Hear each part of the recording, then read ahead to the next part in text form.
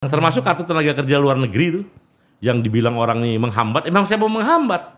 Menghambat orang yang mau memperdagangkan orang. Ya kan negara mengatur supaya tertib. Iya. Bener. Kalau bagi orang yang prosedural berdokumen resmi ini nggak menghambat. Tapi bagi orang yang mau dagang orang, human trafficking, ini memang penghambat. Emang tujuan saya itu kok. Jadi kartu itu tujuannya menghambat orang-orang yang mau memperdagangkan orang.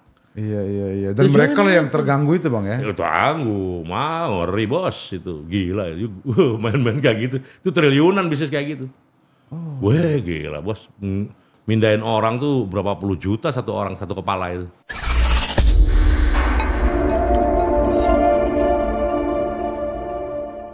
Assalamualaikum warahmatullahi wabarakatuh. Sahabat Pemuda Indonesia, jumpa lagi dengan saya Ilham Rasul di podcast kesayangan kita, podcast Rumah Pemuda.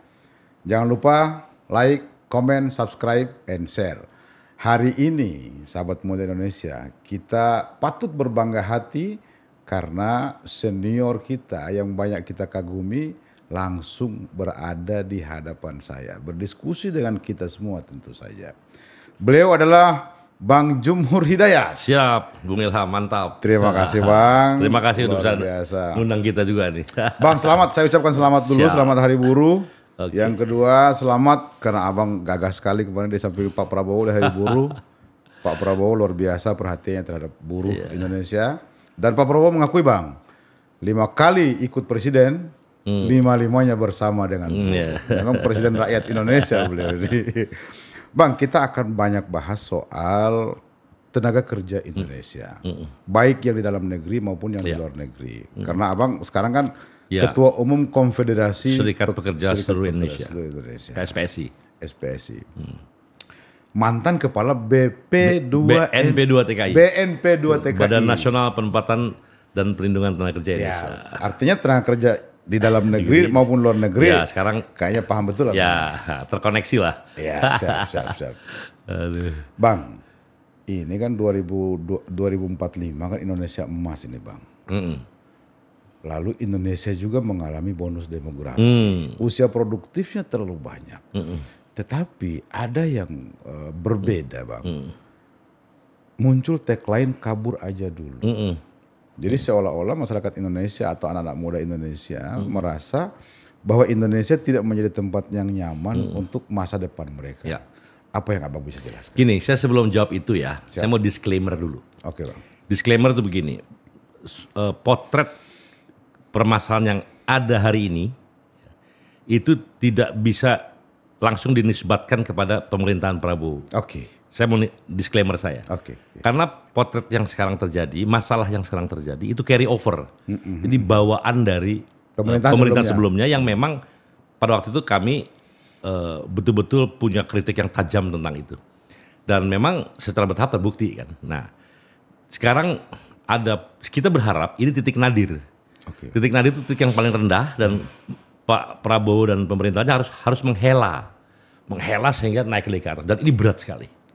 Itu disclaimer saya. Nah, contoh begini, tahun 2024 misalnya, itu sudah ada yang disebut dengan NEET, not in employment, education and training. Jadi itu Gen Z yang tidak dalam posisi NEET itu, tidak dalam pelatihan, tidak dalam bekerja, itu ada hampir 10 juta orang. 10 juta. Gen Z itu. Ya, artinya mereka pengangguran. Dan itu tahun 2024 kemarin gitu. Tahun lalu Bang? Tahun lalu, ya berapa bulan yang lalu. Itu datanya itu keluar, udah resmi dari BPS gitu. Oke ya. Nah, artinya kan kebawa dong sekarang. Nah, kemudian ada lagi pengangguran terbuka, pengangguran terselubung, kemiskinan dan sebagainya. Nah ini terjadi juga deindustrialisasi, misalnya sumbangan sektor manufacturing industri ya terhadap PDB, produk domestik bruto, itu konsisten turun terus. Artinya industri tidak berkembang dengan baik gitu ya. Sementara barang-barang impor yang begitu mudah masuk ke kita. Sehingga memang penyerapan tidak ada. Tidak ada. Tidak penyerapan. Minimal sekali dibandingkan dengan yang seharusnya. Saya mau kasih contoh juga. Ini penting. Tahun 2024 kemarin, ini yang mendata BPS. dia perbandingkan dari pada masa 5 tahun terakhir SBY. Itu 2009 sampai 2014 masih bisa mengkreasi 15 juta lapangan pekerjaan sektor formal. Sektor formal itu artinya pabrik apa semua, yang kalau informal yang tahu kan lah, kaki lima dan lain-lain. Yang formal itu bisa 15 juta orang dalam 5 tahun. Tahun 2014 sampai dengan 2019 itu hanya meng-create 8, sekian juta orang. Jadi dropnya hampir setengah itu. Dari 15 juta menjadi 8 juta. Apa sudah cukup? Belum. 2019 sampai 2024 ya. Itu hanya 2, sekian juta. Jadi lapangan kerja yang diciptakan formal ya dalam selama 5 tahun itu. Itu datanya bukan dari saya. Saya bisa buka data itu, nanti akan ada grafiknya. Bang. Itu dari BPS, diolah oleh Kompas. Jadi memang ini apa buat saya mungkin ini ya masa yang selama 10 tahun terakhir tuh masa yang sunset lah untuk orang-orang yang pro industri gitu. Jadi nggak mendapat tempat gitu loh. Orang yang pro industri, jadi orang yang sekedar cari margin dari dagang apa itu oke. Tapi dari industri keringetan gitu, itu nggak ada, tidak punya tempat yang cukup baik di 10 tahun terakhir. Nah, sekarang dampaknya sekarang berasanya gitu. Nah, karena itu pemerintahan sekarang berat banget dan harus diurai. Diurai. Dan sejauh yang saya pantau pemerintahan sekarang Prabowo ya sudah mulai ngambil langkah-langkah yang memang dalam rangka mengurai ini, sehingga berharap ini situasi nadir. Nadir itu artinya paling bawah. Karena kalau belum nadir dia masih bisa turun ke bawah gitu loh. Ngerti mas saya ya? Artinya suara harus ditahan, di stop. Iya, di stop sampai nadir, dia naik ke atas lagi. Nah itu yang kita harapkan sekarang. Nah contoh gini, misalnya bicara soal bagaimana meningkatkan pertumbuhan ekonomi, meningkatkan daya beli. Pak Prabowo memastikan petani harus dibeli dengan harga gabah itu 6.500. Iya, sudah dipatok. Ya kan patok. Kalau enggak dia bisa ditutup perusahaan atau apalah gitu. Dan Bulog dibanjiri juga uang untuk membeli mereka. Kenapa? Kalau petani punya uang, petani itu kaya, itu orang di desa itu tinggalnya 130 juta orang. 130 juta orang. Jadi Anda bisa bayangkan kalau mereka punya uang lebih aja, dia bisa beli baju, beli sepatu, bahkan beli motor. Itu industri hidup. Nah itu bagian daripada meningkatkan daya beli. Begitu juga upah digenjot dengan kenaikan kemarin lumayan kan. Itu berapa puluh juta terdampak dengan kenaikan itu. Mudah-mudahan dia bisa kemudian pasti membeli kan. Ini membuat pertumbuhan agak tertahan untuk tidak drop gitu. Jadi saya rasa sih problem-problem ini ya harus diatasi. Nah, kabur aja dulu itu harus direspons dengan baik. Karena begini, ini kita nggak bisa lagi punya mindset yang sifatnya sangat lokal ya. Dunia ini sekarang udah begitu cepat berubah. Dan tidak perlu harus menangis sedih kalau kita punya kemampuan tapi tidak bisa digunakan kemampuan kita di dalam negeri, tapi adanya di luar negeri. Ya nggak apa-apa, kita pergi aja ke luar negeri. Dan itu hal yang ini artinya kan gini. Pilihan-pilihan lah Bang. Pilihan. Artinya gini, yang membuat kita nih kadang-kadang berbeda-beda seolah-olah wilayah administrasi, wilayah administrasi negara.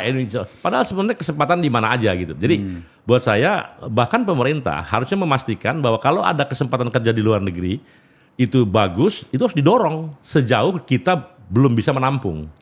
Jadi itu bukan suatu yang ini boleh jadi juga ketika kita banyak kegiatan belum tentu juga mereka mau dengan pekerjaan ini. Karena memang boleh jadi mereka memang pengennya kerja di luar. Itu kan pilihan, human rights lah. Jadi kabur aja dulu, memang sepintas seolah-olah kayak mengejek gitu ya. Tapi sebetulnya itu jalan keluar.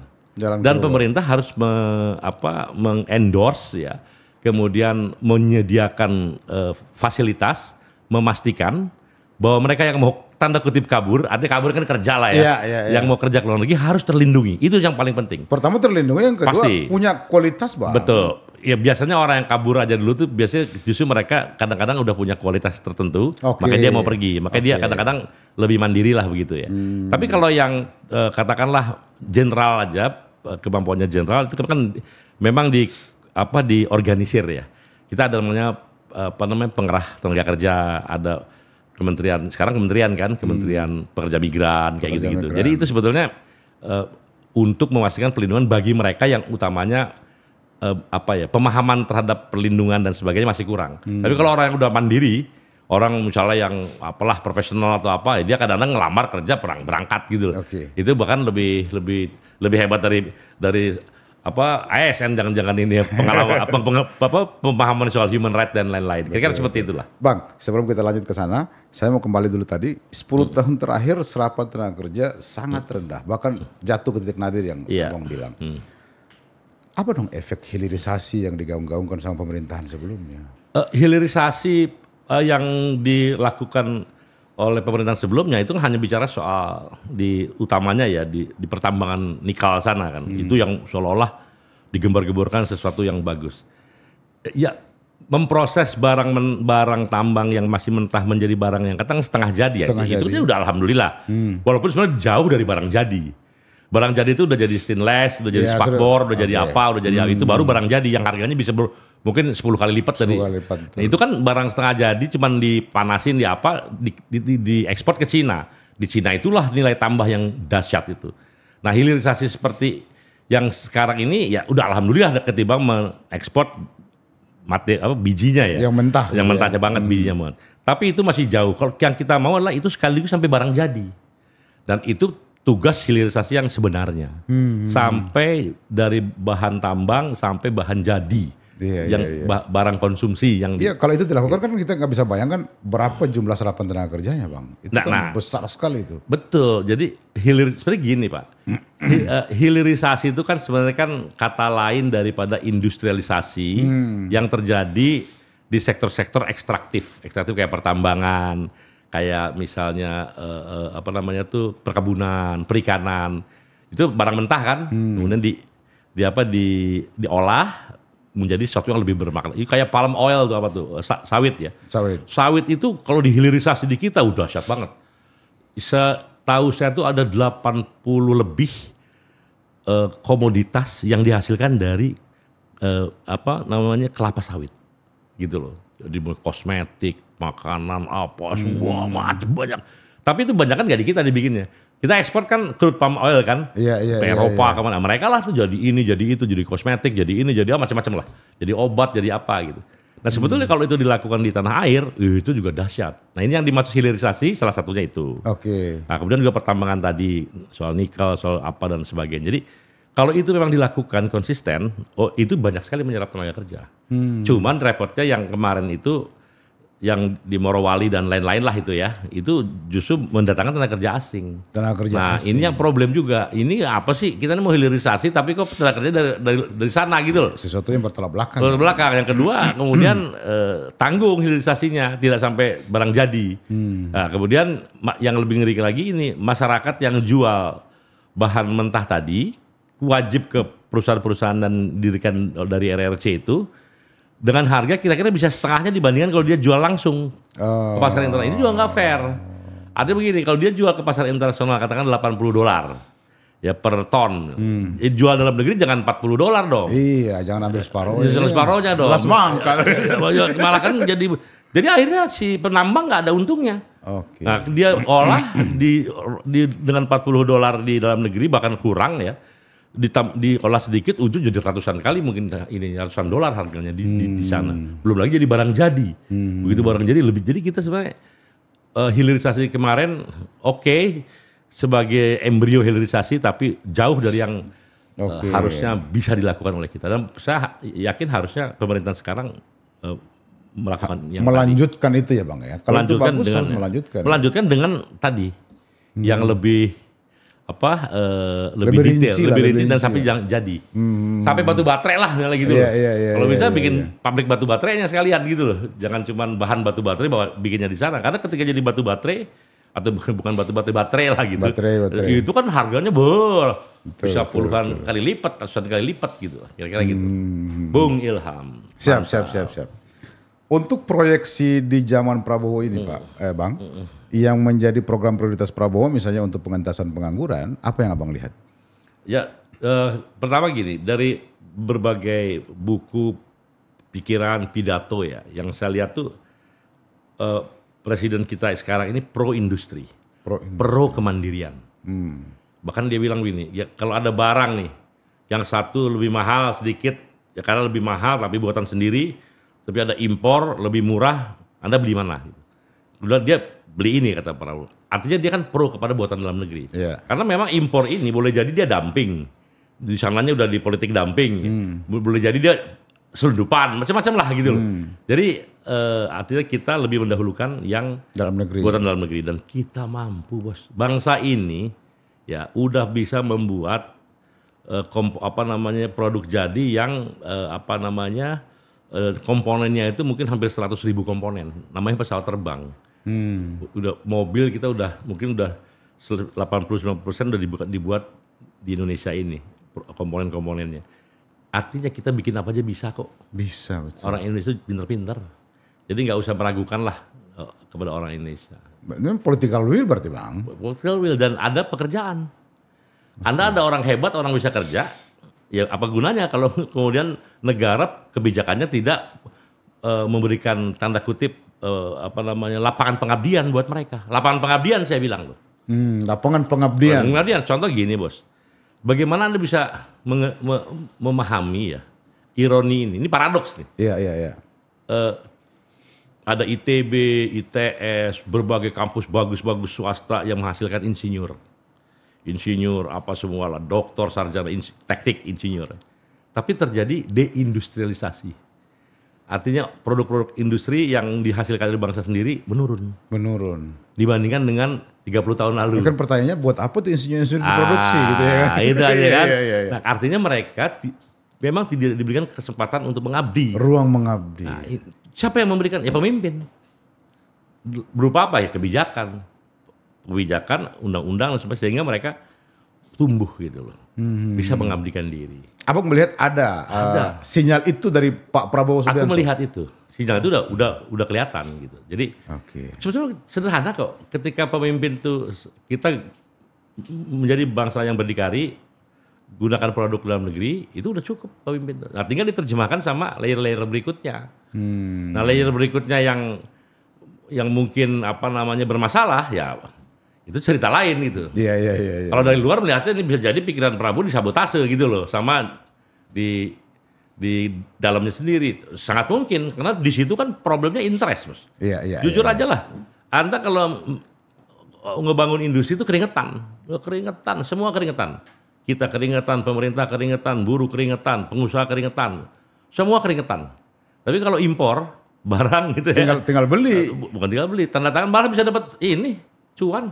Dapat fee gitu ya. Cuan, gitu kan gila-gilaan cuan kayak gitu, main-main kayak gitu. Waduh, jadi buat pejabat yang anti Pancasila, pejabat yang anti UUD 45 gitu kan, nah itu pasti anti berdikari, ya. Itu pasti lebih menyukai impor-impor aja semua, karena marginnya gede. Nah, saya melihat ada reorientasi. Ada yang begitu di kepemimpinan Pak Prabowo? Tidak. Oh tidak ya? Enggak, saya maksud saya dulu ya. Oh dulu. Tapi kan masih carry over. Iya. Masih terbawa. Kulturnya masih lah. Nah di sini menariknya. Jadi saya rasa mungkin masih ada juga orang, walaupun tidak manifest, tidak tampak ya. Tapi mungkin akan masih ada lah saya rasa. Ada juga yang nampak, Bang. Iya, boleh. Yang menyebut Pak mantan presiden sebagai big boss. Ada juga. Gitu. Bang, kita masuk ke profesi Abang dulu sebagai kepala BNP 2TKI. Apa yang Abang bisa jelaskan dengan fenomena belakangan ini, banyak tenaga kerja kita yang meninggal di luar negeri, disiksa, didatangkan secara ilegal, bahkan menjadi admin judi online di Kamboja. Apa yang Abang bisa ceritakan?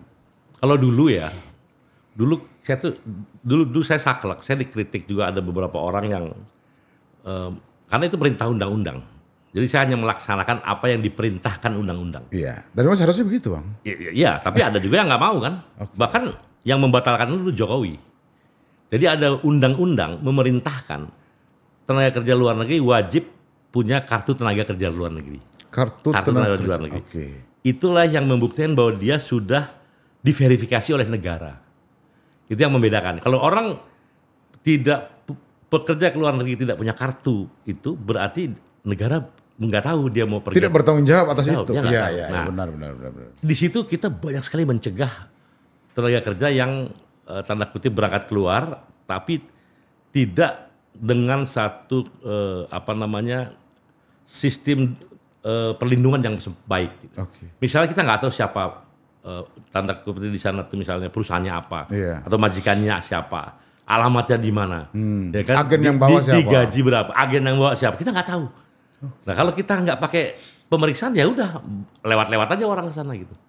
Nah walhasil banyak masalah. Abang melihat apakah dihapusnya undang-undang itu menjadi ada agenda terselubung dari pemerintah sebelumnya untuk memang agenda mafia yang jalan? Ya akhirnya jalan mafia itu. Kan patut kita duga Bang ya? Iya, tapi bahwa gini, jahat dan bodoh outputnya sama. Jahat dan bodoh outputnya sama. Boleh jadi ya kita berharap bodoh. Gak ngerti masalah people's migration, migrasi manusia nggak paham, pemerintahnya lalu bodoh lah begitu. Outputnya sama, rakyat celaka. Atau memang jahat. Pintar tapi jahat. Kolaborasi dengan mafia jahat, itu jahat. Tapi saya nggak menuduh inilah. Tapi kalau bodoh saya nuduh. Karena memang bodoh. Pemerintahan yang lalu itu dalam mengelola itu bodoh. Orang berangkat nggak diperiksa dengan benar gitu kan. Sehingga zaman saya keluar dari kepala BNPB DKI yang meninggal per tahun 114 per 13 atau 14 orang. Itu turun terus datanya. Karena ini keras saya. Bagaimana orang berangkat harus pasti terlindungi dengan baik. Kemarin yang meninggal setahun kira-kira 700 lebih orang. Naik 7 kali lipat, Bang. Anda bisa bayangin. Artinya 2014 113 orang di ujung ya, tapi sebelum tinggi juga. Itu kan saya melakukan perbaikan-perbaikan karena di situ memang saya tahu mafianya luar biasa gitu. Ya kan, nah sehingga drop terus angka kematian apa semua. Nah begitu ganti pemerintahan ini dilonggarkan, yang gampangnya yang meninggal 700 kali, 7 kali lipat. 7 kali lipat. Apakah Abang melihat memang ada datanya, ada unsur kesengajaan? Maksudnya menurut Abang sebagai orang yang pernah. Menurut saya bodoh aja. Menurut saya bodoh. Dia lu ngapain sih pakai diperiksa terlalu ketat gini, udahlah yang berangkat aja lah, kira-kira gitu kali. Yang penting ada cuan. Yang gitu. Mungkinnya yang udah mereka gitu. Akhirnya kan mereka di sana jadi bermasalah. Entah dia masuk ke jaringan perdagangan orang, atau dia tidak sehat, dia macam-macam kan, meninggal tuh banyak sakit kan. Waktu berangkat dalam kondisi tidak sehat, meninggal kecelakaan apa, akhirnya meninggal 700 orang itu per tahun. Iya, bahkan ada yang disekap macam-macam penampungan gitu ada, Bang, di Jakarta. Meninggal. Ada yang di imigrasi mana meninggal. Imigrasi di luar negeri ya, di tahanan imigrasi luar negeri itu kan skandal seharusnya tuh. Ada berapa orang, 9 10 orang gitu. Orang Indonesia ditahan di imigrasi tetangga lah gitu. Terus meninggal. Wah, itu sebenarnya nggak boleh itu. Itu pasti nggak diurus dengan benar gitu. Waktu Abang bertugas, ada nggak indikasi orang merasa terganggu yang Abang lihat? Banyak.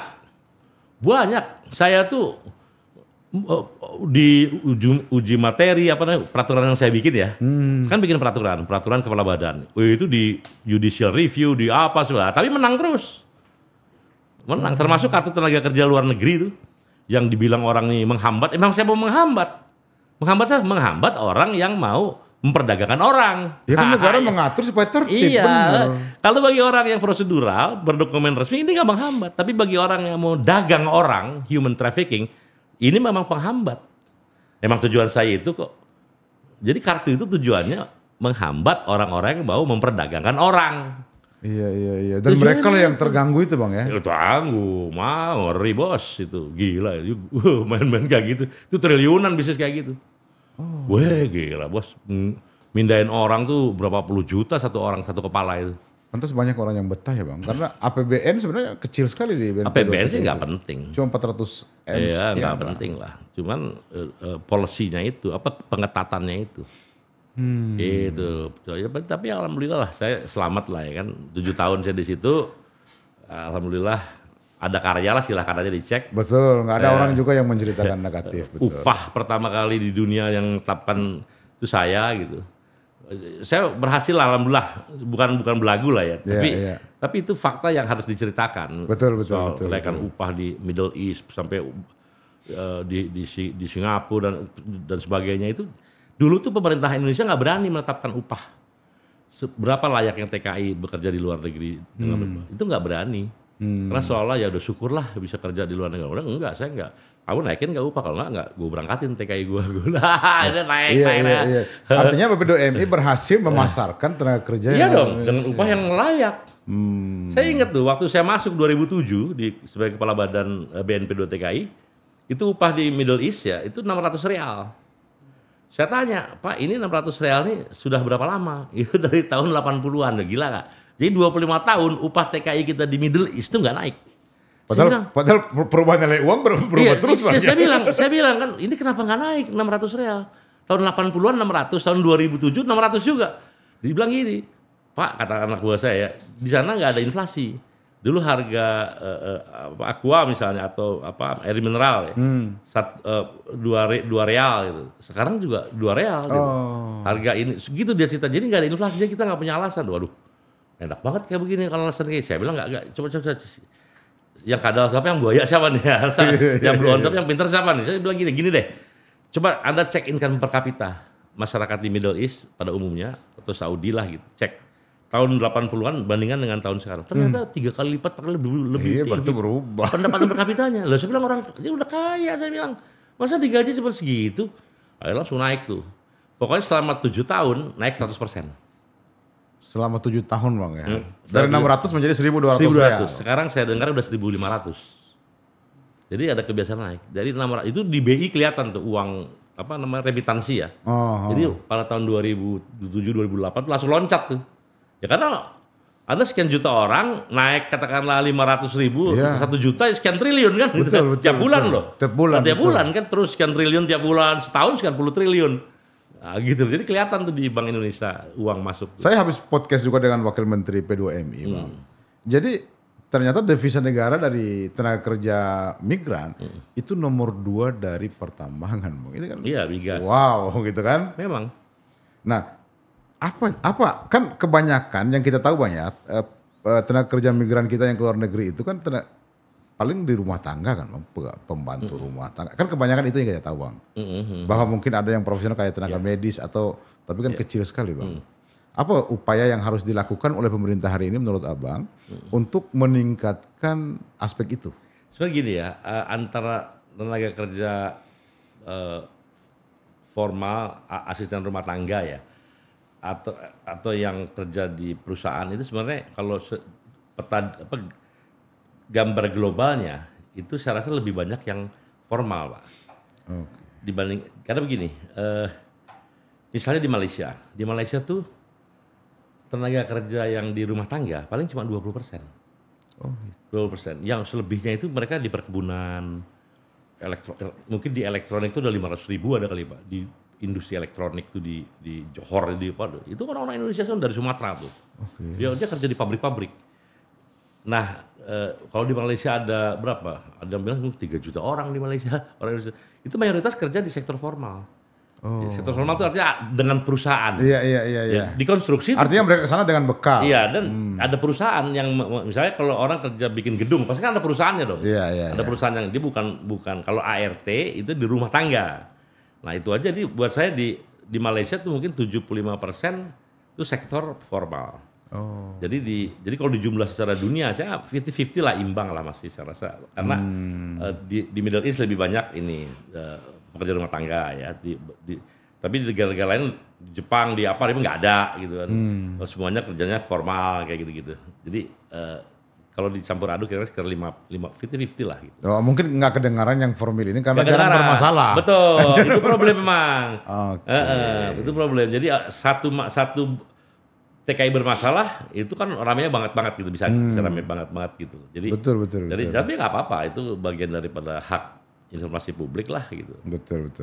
Untuk penguatan kapasitas orang per orang yang sebelum dikirim itu, Bang, kan ada BLK sekarang, Bang. Iya. Tapi kan standar semua ini. Saya rekrutmen di BLK. Nah itu salah bilang. Saya itu waktu jadi kepala badan, ini saya biar ada contoh lah gitu ya. Kalau ngomong BLK, saya tuh pernah membekukan 60-70% BLK. Karena apa? Kita survei, BLK-nya berantakan semua pada waktu itu ya, 2007. Aduh, emang ini kayak dagang orang saya. Jadi BLK tuh seenaknya, nggak ada gurunya, tempatnya nggak jelas, tapi bisa memberangkatkan ribuan orang dari situ. Terdata di Departemen Tenaga Kerja waktu itu ya, itu Ada datanya BLK ini memberangkatkan ribuan orang. Padahal faktanya tidak. Faktanya kita tinjau kayak begitu. Artinya nggak dilatih orang. Iya. Pasti digebukin di sana. Pasti jadi bahan yang dari sangsak lah istilahnya, kalau nggak ngerti apa-apa. Ya itu langsung saya kayak gitu, saya buku-buku. Dan ternyata saya dapat dukungan juga dari PJTKI dulu ya. Kalau sekarang P3MI ya. Iya. Bagi P3MI, PJTKI yang baik, mereka mendukung saya. Betul Pak. Karena itu merusak citra itu yang mereka merusak. Soalnya bisnis ini jadi kotor gitu ya. Karena orang-orang melakukan itu. Nah saya bilang, oke, kalau kamu mau tetap perbaiki. Ini normanya membuat BLK. Harus ada ini, ada dosen, pelatih, harus ada ini gitu kan. Tempat istirahat, tempat ini. Nah, penuhi itu, saya hidupin lagi. Nggak jadi dibekukan lah. Gitu. Itu kasih waktu sekian bulan, sekian tahun gitu kan. Tadi berapa persen Bang, maaf? 70% kali ya. Jadi waktu itu ada yang dibukukan, ada yang benar-benar ditutup lah. Kenapa saya tanya kembali itu Bang? Berarti 60-70% pelaku kejahat. Ngaco, memang ngaco. Zaman saya dulu ya. Itu udah tuh. Kan saya kan makanya saya bilang Anda bilang apa saya banyak musuh saya? Saya banyak. Oh saya nggak ada. Saya bilang sama anak buah saya. Ya kan kalau Anda dimusuhi sama orang yang meres-meres TKI saya bilang. Nah, berarti Anda di jalan yang benar. Betul. Kan itu isunya kan di isu bisnis TKI, meres TKI dan sebagainya. Dan memang faktanya banyak seperti itu. Zaman dulu ya, itu kita bicara 15 tahun lalu. Tapi ya pada waktu itu udah saya benahin habis-habisan. Jadi udah sistem online. Iya, ada online. Ngeri Mas. Bayangin zaman saya inget deh. Tiap hari orang berangkat 2.000 orang ke luar negeri. Kok berbagai negara. Setiap hari 2.000 orang. Satu orang dokumen TKI itu 14 dokumen. Berarti Anda harus memeriksa 28.000 dokumen. Iya. Setiap hari. Anda bisa bayangkan kalau Anda meriksa itu secara manual. Iya. Rekomendasi dinas, rekomendasi ini semua. Kalau dipalsuin emang Anda bisa ngecek. Anda bisa ngecek ke ratusan kepala dinas tuh. Pak, itu tanda tangan Bapak asli apa enggak? Nggak mungkin ya. Nggak mungkin, betul. Ya, akhirnya apa? Kalau Anda gerebek, maaf ya, PJTKI nakal itu isinya cap, Mas. Cap dari mulai desa sampai camat sampai dinas tuh ada di kantornya dia. Nah, bawa masuk ke meja Kemnaker waktu itu kan. Masuk Kemnaker, Pak, ini rekomendasinya ini. Apa dia mau 2.000 orang tiap hari di meja yang sama? Nggak memungkinkan untuk dicek begitu. Nggak mungkin kan? Anda mau cek, Pak, Kepala Dinas Indramayu, ini tanda tangan Bapak bukan? Kayak gimana tanda tangan saya Pak? Coba difotoin, nggak mungkin zaman itu. Iya. Jadi akhirnya ancur-ancuran. Nah saya bikin online. Oke. Sehingga mesin yang deteksi ini. BNP2TKI itu adalah saya pikir mungkin kantor pemerintah pertama yang online dengan lebih dari 430 dinas kabupaten kota se-Indonesia. Transaksi dokumen. Jadi yang mengupload data, mengupload nama orang itu adalah dinas. Betul, sehingga tanggung jawab ke situ. Karena dari sana. Betul. Jadi tanpa ACC dinas yang mereka daerah asal, kita nggak akan masuk datanya. Jadi nggak ada orang ujuk-ujuk datang Pak ini. Enggak, kita udah ada data. Wow, itu online kan. Terus hari masuk dari mana. Hari ini menurut Abang masih ada nggak sih sinergi antara pemerintah daerah itu, anggaplah Dinas Tenaga Kerja dengan BP3MI atau BP2MI? Harusnya sih masih ada. Harusnya masih ada. Call center masih ada sekarang kan. Call center yang 24 jam. Yang 0800.000 Anda bisa telepon. Oke. Jadi saya bilang TKI harus ada call center. Kalau mereka bermasalah kapanpun negara harus mendengarkan dan mengeksekusi kalau. Jadi sekarang ada 0800.000 itu. Selamat siang. Kalau dulu kan selamat siang BNP2TKI ya. Kalau jam 1 malam ya selamat. Ada apa masalahnya apa. Dan itu nanti ada meja di belakang ini yang mengeksekusi gitu. Oh ini ke Kemlu, oh ini ke kedutaan besar, ini ke ini wah itu. Back office lah istilahnya. Itu sistem itu. Ada lagi satu Bang. Nah, santai aja. Kan mengontrol orang keluar dengan KTLNA tadi itu sudah tidak ada Bang. Anggaplah ada orang yang diselundupkan keluar. Komunikasi antara BP2MI dengan kedutaan atau perwakilan Indonesia di luar negeri itu gimana sih Bang? Gak terlacak. Kalau orang berangkat ya gini Mas. Kalau dulu tuh gini, zaman saya tuh begini dulu. Kalau ada orang kerja pakai visa kerja, maka negara wajib tahu dia bekerja di mana. Visa kerja, oke. Visa kerja. Kalau dia tidak pakai visa kerja atau visa kunjungan biasa, terserah itu urusan.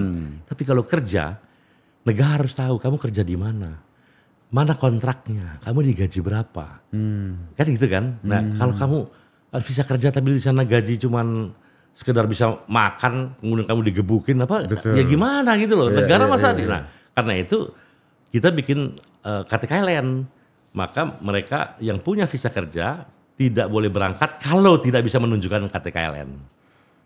Dan itu ketat Mas, imigrasi, airlines bahkan. Oke. Begitu visa kerja ke Arab Saudi misalnya, atau ke Qatar atau ke Kuwait gitu. Terus tidak ada KTKLN, nggak akan diberangkatin. Maaf Pak, saya nggak bisa berangkatkan Bapak. Lu saya udah punya visa, justru karena Bapak punya visa. Karena visanya visa kerja. Maka saya harus tahu Anda kerja apa Mbak kerja apa. Di sana mana kontraknya Mbak gitu loh. Nah, selingkuh. Karena dia memang diselundupkan. Ada yang remote nanti gini. Nah, begitu ada KTKLN bubar semua itu. Ada nggak cerita dipalsukan KTKLN, Bang? Apa? Kalau KTKLN nggak bisa dipalsukan kan? Itu kan dia card reader bisa dibaca di. Kan itu kan online. Kartu kan, sudah teknologinya agak bagus. Jadi ditempel gini langsung kebaca di komputer. Oh, kayak barcode gitu ya? Kayak barcode, RFID ya. Jadi kayak radio gitu loh. Jadi ditempel itu tahun 2000 itu saya udah 2000 berapa? 2008, 2009 udah gaya itu. Udah kebaca. Oh kamu itu ada 48 item. Gila nggak tuh? Tentang orang itu. Kita jadi siapa suaminya, surat izin suaminya. Oh, langsung kelihatan semuanya semua. Anak. Desa mana, ini berapa, kecamatan mana, di luar negerinya perusahaannya apa, kerja di mana, gaji berapa, kontrak, semua data komplit tuh di data itu. Itu memang seperti itu. Dan WNI yang keluar juga gagah, Bang. Apa? Iya. Gagah dia, enggak selundup-selundup begitu. Iya, Bang, ya. Tapi ya itu tadi kalau orang memang pengennya gampangan gitu ya udah segera dibebasin ya jadi begitulah. Itu saya ngalamin banget tuh. Karena proses perubahannya pas banget pergantian itu. Pas banget saya ngalamin. Emang ada yang protes. Kartu tanda KTKL ini menghambat. Ya saya jelasin, ya memang terutama yang profesional, Mas. Saya pernah ke Qatar. Di Qatar itu orang gaji itu bisa 100 juta. 70 juta itu udah biasalah orang gaji segitu. Tapi dia harus punya kartu tanda dalam negeri. Wah, dia benci banget sama saya gitu. Saya bilang gini, ya udah. Pas saya datang ke Qatar di kedutaan besar, kita sedikit lah ya. Itu profesional. Ini dari Pak Jumhur datang nih. 2 tahun kita nunggu orang ini datang. Wah, saya diadili kan. Dia ada cerita, masa kita harus pakai KTKLN juga? Saya bilang, oke, udah semua ngerti, udah ini, oke, dah. Nah sekarang saya gantian saya ngomong gini, negara harus punya instrumen menyaring mana yang orang mau berbuat jahat dengan memperdagangkan orang atau orang yang memang mau kerja dengan baik. Salah satu alat penyaringnya namanya KTKLN. Nah orang yang tidak dilatih dengan baik dan bisa berangkat, ujungnya Anda lihat kasus, dia lihat kasus kan, bahwa banyak kasus-kasus TKI gitu. Karena mereka nggak dilatih orang-orang sebelum berangkat. Waktu itu nggak pakai KTKLN lah kira-kira gitu. Nggak jelas semuanya nggak jelas. Nah itu Anda bayangin ada ratusan ribu, jutaan gadis-gadis lugu dari desa berangkat yang kita tidak bisa pantau kalau kita nggak bisa mengintervensi dengan cara tadi. Nah kebetulan ketika kita menyaring itu Anda kesaring gitu loh. Ya kan? Karena kita nggak bisa membedakan mana yang Anda yang gaji 100 juta, 70 juta dengan orang yang bakal digebukin kan susah kita bedainnya. Betul. Nama-nama visanya sama, working visa, visa kerja. Terus ngebedain Anda gaji 770 juta, 100 juta dengan orang yang gajinya bakal digebukin, gimana ngebedainnya? Ya kan kita kelihatan dong Pak dari tampang kita atau malah sebaliknya saya bilang, Anda berangkat pakai jeans robek apa semua karena Anda orang hebat lah. Malah justru yang bakal digebukin kadang-kadang pakai baju rapi-rapi gitu lah. Dia mengakui juga, iya gitu. Jadi saya minta maaf kalau Anda terganggu sedikit untuk mengisi. Kan isinya online saya bilang. Anda bisa ngisi di rumah online, selesai, udahlah capek sedikit. Tapi Anda ikut melindungi ratusan ribu jutaan gadis-gadis lugu yang berangkat ke luar negeri. Wah, ngerti semua, Mas. Ngerti setelah itu mereka. Oh begitu ternyata ya. Ya nggak punya motif pasti ngerti Bang. Ya ngerti. Nggak motif kan, dia kesel aja. Gue suruh ngisi gini-ginian gitu loh. Ngisi data kan, kamu kerja di mana ya kan, buang waktu lah. Ya udah. Sementara ini kami nggak punya cara lain, harus begitu. Nanti kalau ada cara lain mungkin berubahlah. Tapi yang pasti dengan cara itu mereka nggak bisa sembarangan lagi. Nah, itu yang bikin drop, masalah drop semua drop gitu. Karena yang meninggal drop. Karena memang ketat, Mas. Oke, luar biasa Bang. Gitu Bang Ilham.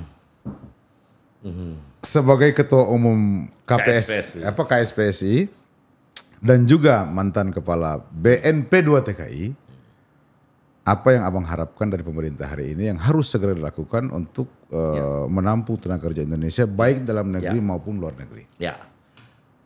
Izin Bang, mic-nya agak ditarik sedikit. Menurut saya gini, fokuskan semua perhatian dalam pengambilan kebijakan di kementerian apapun, di sektor apapun, berapa banyak akan terserap tenaga kerja, gitu loh. Dampak apa yang akan menyebabkan tenaga kerja terserap, gitu. Jadi, oke, saya bikin kebijakan ini, kira-kira berapa orang terserap, gitu. Kalau semua menteri berpikiran seperti itu, insya Allah ketemu.